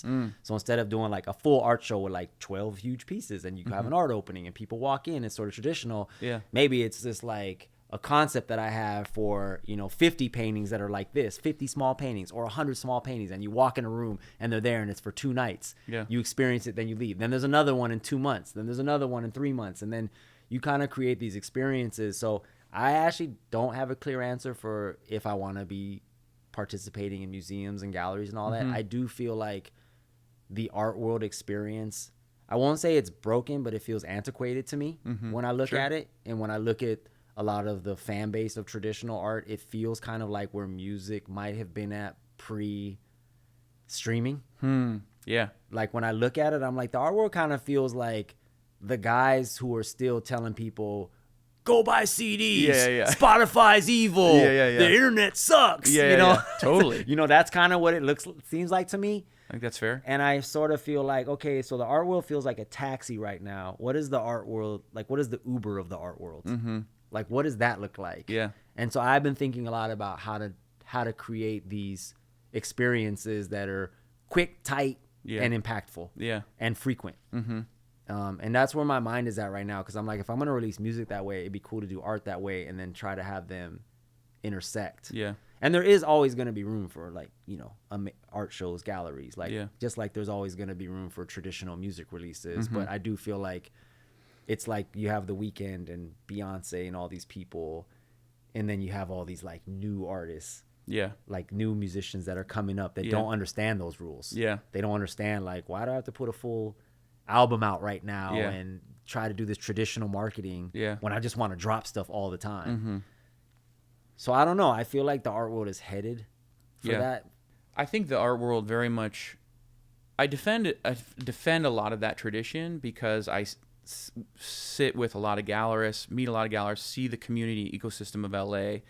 It's awesome. Like, without a gallery, like, artists wouldn't have a place to show, and like 100%. the gallerist has to take on a lot of that responsibility. So they're paying for a brick and mortar place, they're paying for a staff, Yep. they're photographing, shipping, all this stuff, and people are like, oh, why is it 50-50? And it's like, well, you kind of need those partners, and Yep. and they're a lot of the people that John and I interact with are like loving, thoughtful, give a shit people who are about art, and all of them agree like opening a gallery is the most insane Yeah. like idea ever. Yeah. Doesn't make a lot of sense. And so I support that in a lot of ways, but at the same time, it does feel like it's serving just one very small demographic of people Yeah. who are like very focused on it, have some disposable income, or kind of so passionate, like that's what they want to write about, that's what they want to like build their lives around. But there's this whole other part of the bell curve, and I think you and I saw it when we did the show, where music friends, just fans, whatever, come into a pop-up space that we had, and people are like, yo, do I have to buy a ticket to this? Or what, like, do you buy this stuff, or do I just look at it? Yeah. And you just realize like how far most people are from the models of the art world that those of us who frequent it are just very familiar with. And I feel like the art world has a lot of room to grow, like in a good way, rather than being like, oh, the art world's fucked. Like, Yeah. It's more like it just seems like there's some really big opportunity there. And I don't know, it's just fun to riff on when you and I kind of see it similarly in some ways. I think it's interesting that everybody knows, who the popping, cool, emerging musicians are, but really nobody knows the cool emerging painters. Yeah, you got to be really in the weeds, really outside of art. And so it's like you go to the Broad and like the Basquiat room is packed right to the seams, and every other room is like okay, but the Basquiat room is always packed. Yeah. And there's a reason. There's a reason like his work resonates with people. It's accessible. It's everywhere. I'm not saying that's right or wrong. I'm just saying it's interesting to me to look at that and be like, yo, it's crazy that there's so few visual artists that people really actually know who they are. They could be selling their paintings for $500,000. People don't have a clue their name, who they are, and nothing about them. And to me, that kind of sucks. Yeah. Because it's kind of like painters, visual artists have become invisible in a lot of ways. And I'm not saying you have to be some crazy marketing machine like, Damon Hirst or Jeff Koons or whatever, but I was like, there's got to be a sweet spot for the emerging artists where they're doing important and really amazing work, but it's actually getting out to the masses in a real way. So they're being talked about and appreciated the same way musicians are, because people are not having the art experience the same way. Yeah. Like they're going to museums, which is cool, but like people don't even know how galleries work. Right. Like the amount of times people are like, oh, you go to art openings? Yeah. Can I come with you one time? I'm like, you could just go. Yeah. Like, where are they? Where are those galleries? It's actually wild to me. Yeah. You know what I mean? And it's free. They're like record companies. Yeah. Because people were like, it's the same thing. Like when you'd be like, that's where Def Jam is? Yeah, right. Like, how do you get a meeting there? I know, and I tell that to people too, where I'm like, what's the beauty of the art world I've fallen in love with since, kind of transitioning out of music and being more in the visual arts.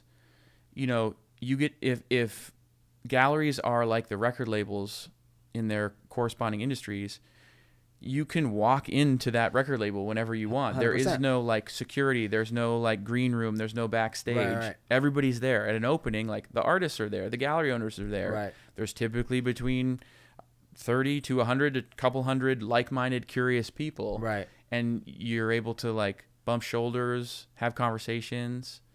But people don't understand what it is to go to a gallery, how to look at art. Like people don't have any, like people get what it means to go to a concert, how to like listen to a song, how to like, they understand that process, but it's such a foreign thing for them. So to me, it's almost like it's been this sort of upper echelon, a little bit elitist, sure, where it's like, we don't want certain people here. Like I remember a couple people telling me, you obviously not you, but you shouldn't tell people you started in street art.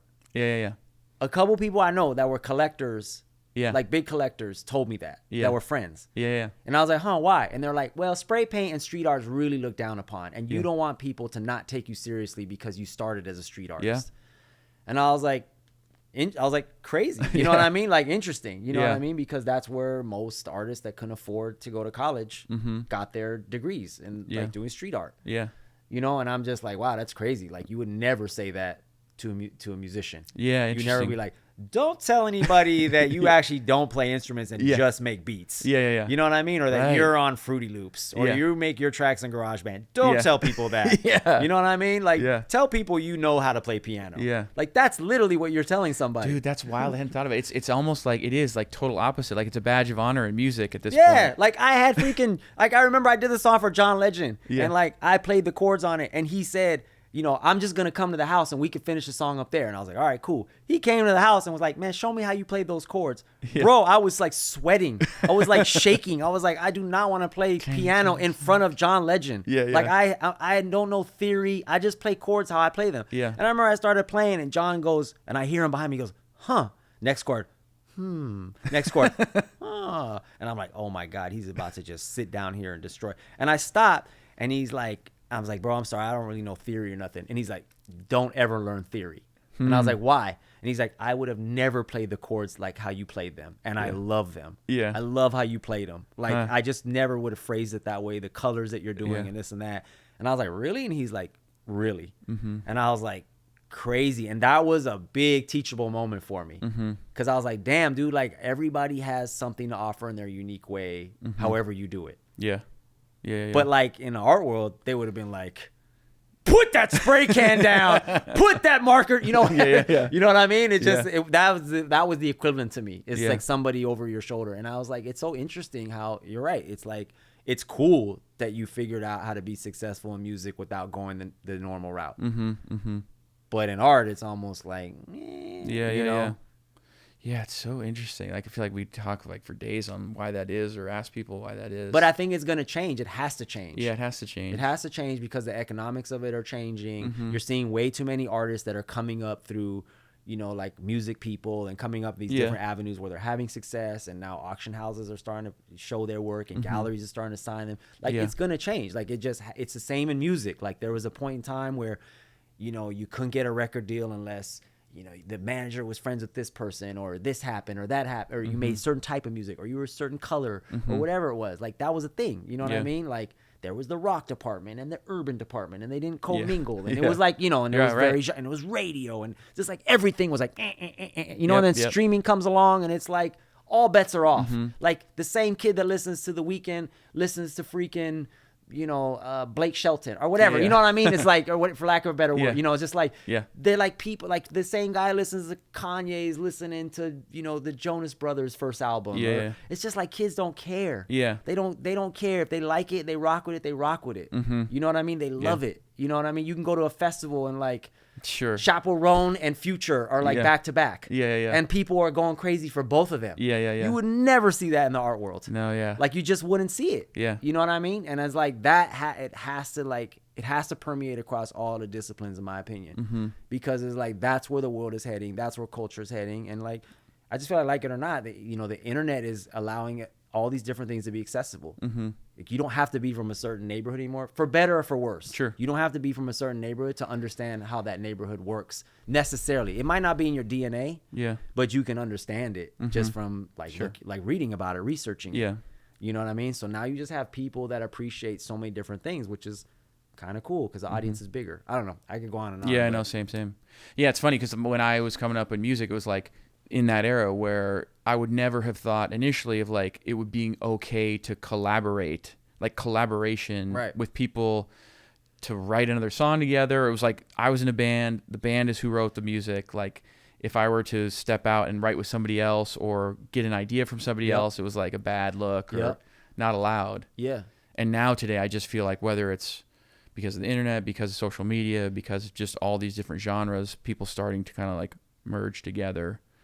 Definitely in music. And I feel like it's you see it happening. Maybe it's just like the way people are curating shows in galleries, and like we're coming into the summer season now, and I feel like there's all these group shows typically that pop up over the summer and you get really interesting curation, and maybe it's the curators that start to influence some of that. Yeah. But yeah, it makes you wonder, like the artists themselves, so much of it comes down to, I think, no matter who you are today, what you do, like, can you tell the story? Like, dude, sick new music, but like, how are you going to tell that story to the world? Because it's not as if you just put out a song and like the world's going to hear it. And you know this. But Yeah. I mean, it's the same in art. Like you have to get eyeballs on it. But I think it also just starts with intention. You know what I mean? Like you have to want to let everybody in. You know, you have to want everybody to be able to appreciate what you're doing, and that's a mindset, because some people don't want that. Some people just want it to be closed in and elite in this, you know, super tight circle of people. You know, but I don't know. I just feel like that's like we have to think more about community on those terms, and about music and art penetrating all these different communities. But we have to like understand that that's also a privilege to be able to do that. That's super cool to be able to do that. It's not a bad thing. Yeah. You know, everybody wants to like covet their little group of people. I'm like, we're kind of past that. Yeah. You know what I mean? Like the reality is like social media is here. Yeah. You know, everybody's looking at your stuff. Yeah. Everybody wants to hear your stuff. So if you don't want to operate in those terms, like just make music and art for your friends. Yeah. And that's cool. Yeah. That's all good. You know what I mean? You don't have to participate in all of this. Yeah. But it's like we should be letting all the barriers down so everybody can enjoy it. Because it's like there's so much cool stuff out there people don't know about. How many freaking times I'm telling people, oh, you should check out this art. Who's that? Who's that? Who's that? Yeah. I'm like, wow, this is crazy. People don't even know who these artists are. Yeah. It makes me think too, there's been obviously like the big storylines, I think currently with like music and visual art have been like guys like Kid Cudi, Jack White. Yep. The traditional like kind of like musicians who are now side projecting with like art shows. Yeah. Do you like, there's part of me that gets protective of you as your friend, knowing that like that's been a part of your backstory. Yeah. But we see it more and more. Like, do you feel like that's a trend, or is that something that was always there that we're now getting permission to do? I mean, two answers to that question. Answer one is, I think it's cool when they say everybody's an artist. Sure. Like everybody can make art. It's totally okay. The second part of that statement is, I feel like if you're going to enter any other discipline and you want to be a multi-hyphenate, you got to know what you're doing. Yeah. You know, it's like I always say to people, like you see people that paint abstract paintings, and I'm like, when you see abstract stuff, there's people that do it because they actually don't know how to paint. Yeah. And there's people that actually are like masters, Yeah. and they're painting abstract or abex intentionally. Yeah.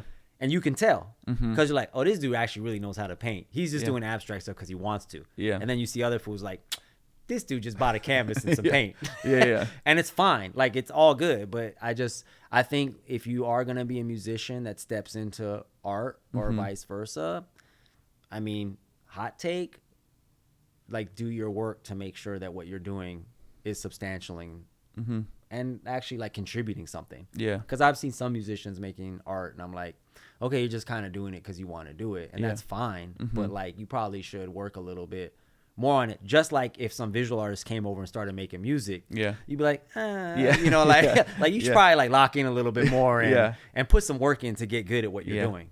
Yeah. You know, if you're trying to do it for real professionally. Yeah. Yeah. I think it seems to me like when I think of visual artists going to music, naturally feels like maybe a steeper learning curve to being able to actually like produce something that is sonically coherent. Whereas in musicians going to visual art, to your point of like, you can do an abstract painting or kind of throw something together or sketch, and it's visual art, but like needs a little bit more time. I feel like, the visual art requires some discipline to like, you got to give this a little bit more time before. Yeah.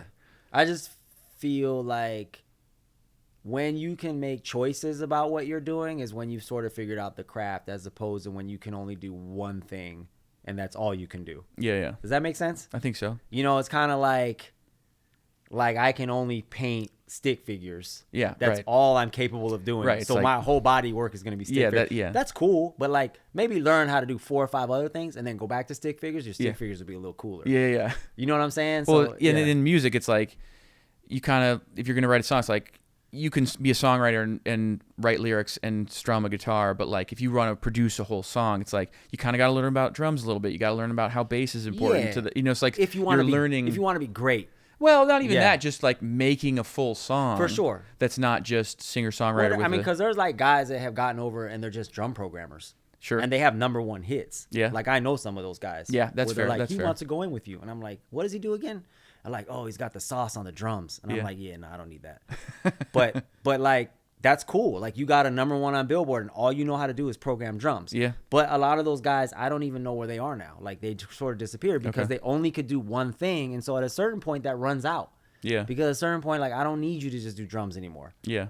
You know, and there are certain producers, like if you look at, like if we're just going back to music, you look at like the trap music era, like congratulations to all those dudes that got a lot of hits, but most of them are gone now. And the one dude who's still killing it is Metro Boomin. Because Metro actually knows how to play instruments. He came up playing instruments. He knows production. He knows music. Yeah. He knows multiple genres of music. Yeah. He's like a real producer. Yeah, and he's still like killing it. Yeah. And that just shows you like he knows how to do more than one thing. So he's been able to be around for over 10 years now. Mm-hmm. You know what I'm saying? So it's like you kind of have to dive in and really know how to do multiple things if you want to be long lasting at what you're doing. Mm-hmm. Because I just don't think there's a lot of people that can just do the same thing over and over and over and continue to have successful careers. It's just hard. Things move too quickly. Yeah, yeah. You know what I mean? And people figure out what you're doing. Yeah. And they're like, then they start copying it or doing it. And then sometimes they end up doing it better than you. Yeah. And then you're like, okay, see you later. So then why are you still relevant? You know what I mean?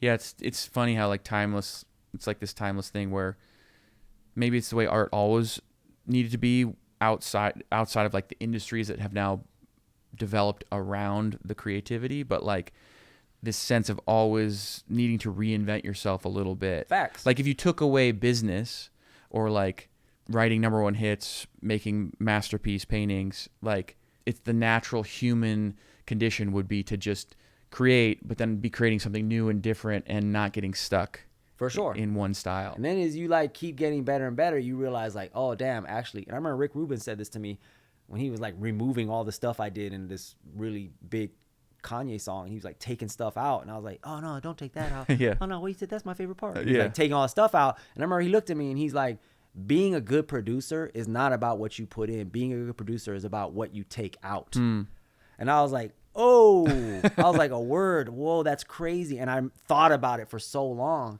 And he was so right, because it's so easy to just keep adding stuff. The hard part is to figure out what is essential to make this a great piece of art. Like, how do you find the simplicity of something? And actually, like, when things are simple, they are actually like more epic, and they're, you know, they have more impact. Yeah. You know, because if you think about complex things, usually it's like harder to navigate, but the things that really blow us away are the simplest things. Yeah. So the music project is like coming together. How do you describe the vision for your music right now? Like, what does it sound like? What are your references? What are you trying to create? The music project coming out is called Bury Me in Gold. I was thinking a lot about, two things. I went to a festival, Flogna, and was watching all the performers. And as I was watching the performances, the one thing that I noticed is I felt like nobody's really making festival music right now. Like music that was not only impactful musically, but that was easy to sing along with and had like big hooks and had gravity and emotion. I just kind of felt like we've been in this era where people have been making like dark music, slow music, vibey music, but people have not been making, except maybe in pop, but like in alternative music, there hasn't been like these big kind of records like MGMT and like Phoenix, like those bands from the early 2000s that were making that, I call it Coachella music. Yeah. Like music that would be played at sunset on the main stage of Coachella. Totally. And everybody's singing along with it. Yeah. And I was like, bro, like that's what I want. I want that feeling. Yeah. You know what I mean? Yeah. So I really focused on making those type of songs, like songs that just had those big hooks that everybody could sing along with. I always think a lot about people that don't speak English being able to sing along with the hook too. You know, how do you make something that has gravity and emotion to it, but everybody could sing along with it? Yeah. And then I just, you know, was thinking a lot about themes in music that I don't hear people talk about because it's really vulnerable, you know? So like this girl had told me that, you know, I was kind of hanging out with her, and we were at dinner one night, and I told her I just think we needed to be friends because I didn't see it going anywhere else. And I remember she says to me, "You're gonna be all alone your whole life." And I was like, "Huh?" And she's like, "You just care too much about your art and your work, and you're just gonna be alone forever." And I went home, and I like sat at my piano, and I just started like messing around. I wasn't even trying to write a song. I was just like trying to get that off my mind. And I remember saying, "You know what? I am all alone, but this is not loneliness. I'm not lonely."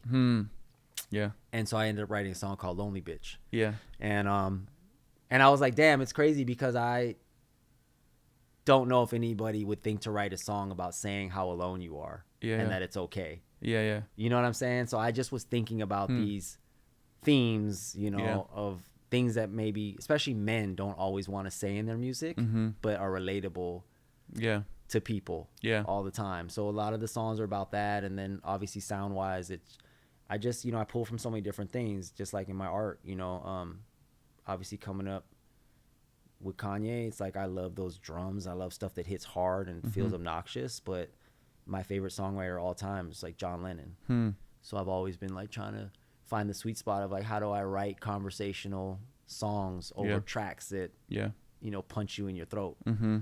You know, and it's like Tame Impala and Kid Cudi, you know, these artists that make these big impactful songs. Yeah.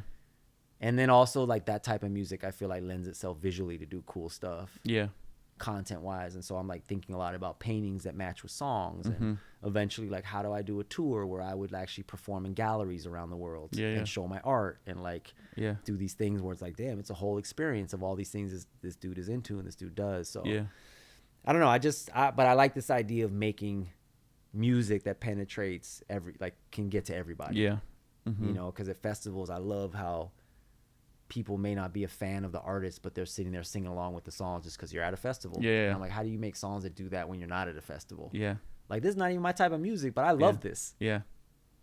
Yeah. Having been, I mean, I've been to, as we've talked, I've been to like 19 years of Coachella now, and there is that effect of like, at some point in the day, you kind of wander around, and you don't really have like a designated artist that you're for sure focused on seeing. So you kind of wander, and you know, you pass one of the tents or like hear something out of a speaker, and a lot of times you just keep walking, but then occasionally something hits where it's similar to the kind of description you've given, and you end up walking into that tent or like detouring a little bit out of your path to get closer to the outdoor stage, just hear something. You're like, oh, this is kind of good. And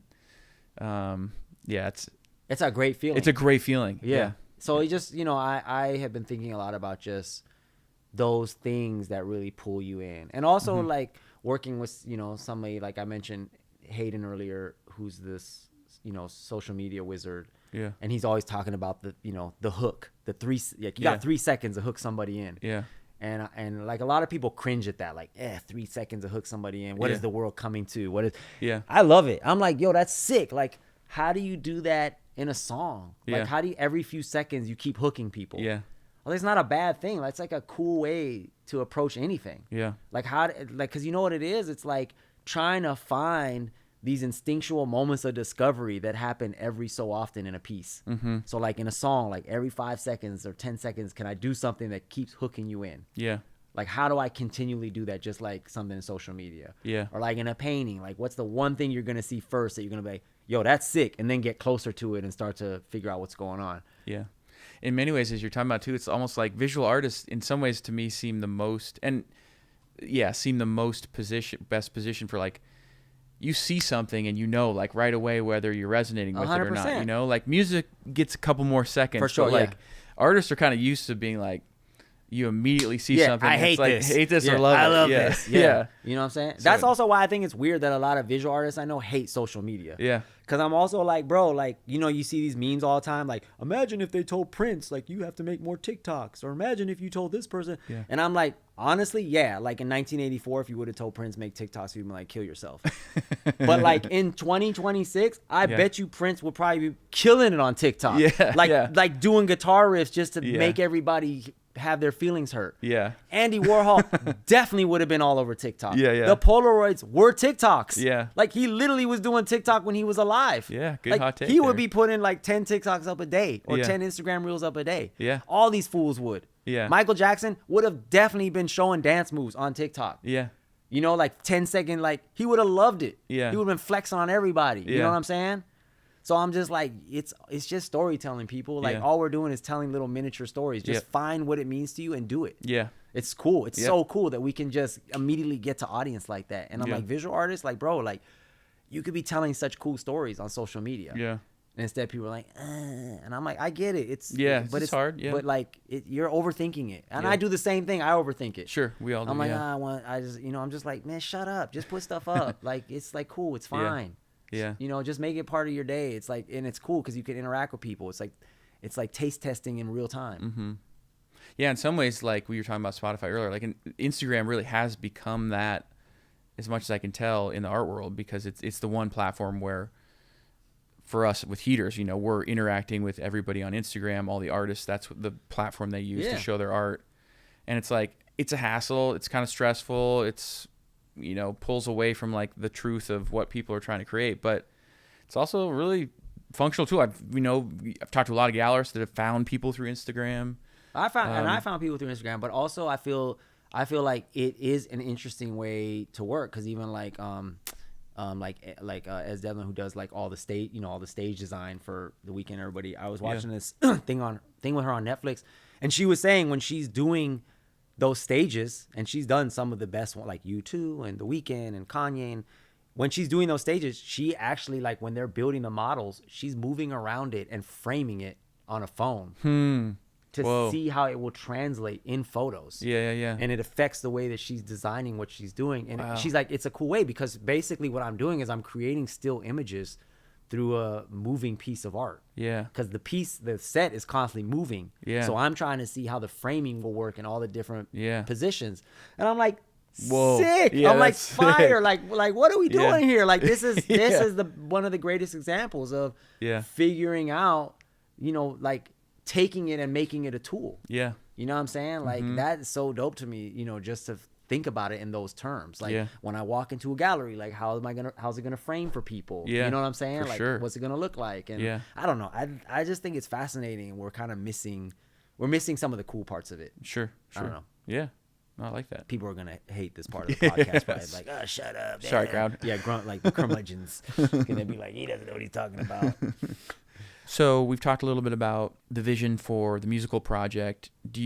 How would you speak about like the paintings that you're currently working on? Intuitively assign those paintings to the music, or is it something that you're painting on your own and enjoying and creating your own story there that you're like, oh, maybe I can piece this together here and there? What I've been doing is I've done it both ways. I've made a song and I've taken the title, and I would love a title of a song.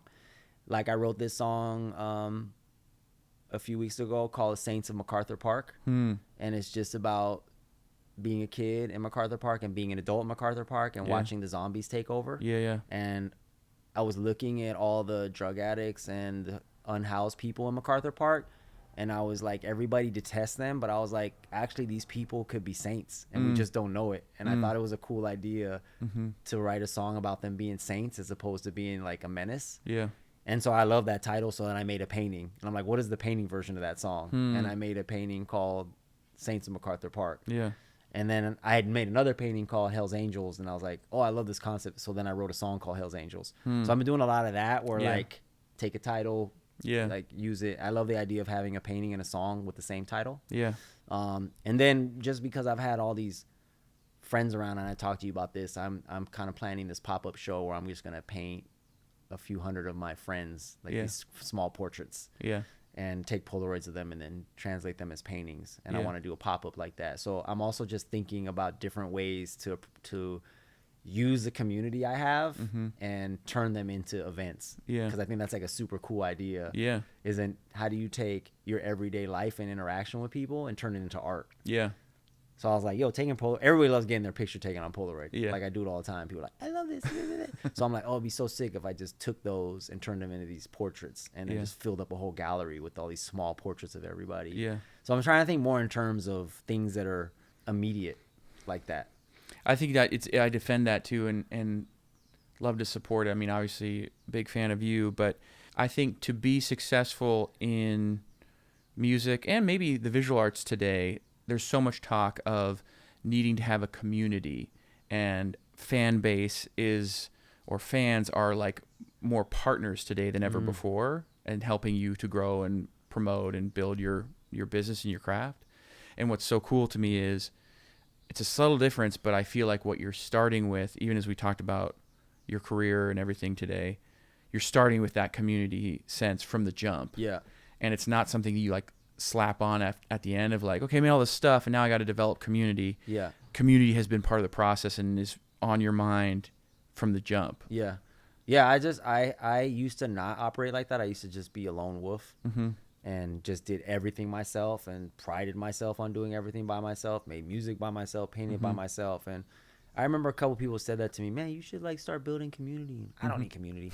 And then really through like the Kanye stuff, I saw what it meant to have community, because the ideas would just grow bigger and bigger and bigger. And when you had people that had different life experiences and came from different places and had different sensibilities, you would just build these amazing monuments of art, just of ideas. Because you'd have like Mr. Hudson from London, then you'd have like Chief Keef in the room with us sometimes from Southside Chicago, and then you'd have Bon Iver from Wisconsin, and then you'd have Nicki Minaj show up, and then just like all these people, Pete Rock and Swiss Beats, and just people from such different genres, Jeff Basker, and like all these people inputting where they came from, and like I was from LA, so like I was always putting in the really obnoxious drums and 808s and hard ass bass and like distorted guitars and like stuff that I grew up on,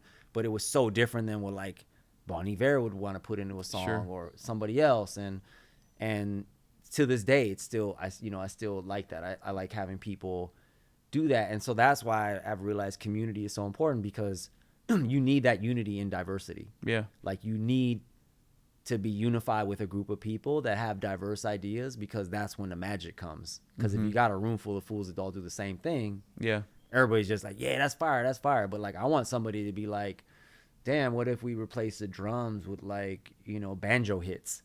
I'm like, banjo hits? Like, what? But like, oh, you're from Nashville. Like, of course you're going to say that. Let's try it. Yeah. Oh, damn, what if we ran the banjo through a guitar amp? My guitar guy says that. And then like another person's like, what if I sang harmonies over it, because she's like an R&B singer? So it's like, oh damn, we made drums with like banjo hits through a guitar amp with harmonies sang over it on hits, you know what I mean? You're just like, that's really sick. I wouldn't have thought of that by myself. You know what I mean? So I feel like that's where people need to understand how important, community is kind of a cliche word, but I feel like it is so important, because it really is what cultivates magic. Benn the Good, Benedetto, Sacred Neighbor, Benny, thank you for joining us on the Friday Heaters podcast. I'm honored. Thank you. I always love talking with you. I love the way you approach life, your experience, your faith, your spirit with the world. It's a beautiful thing, and we're excited to see what happens in the seasons ahead amidst music project, art projects. Appreciate it. Likewise. Long live Friday Heaters. Viva la Friday Heaters. Friday Heaters, we'll catch you next time on the Friday Heaters podcast.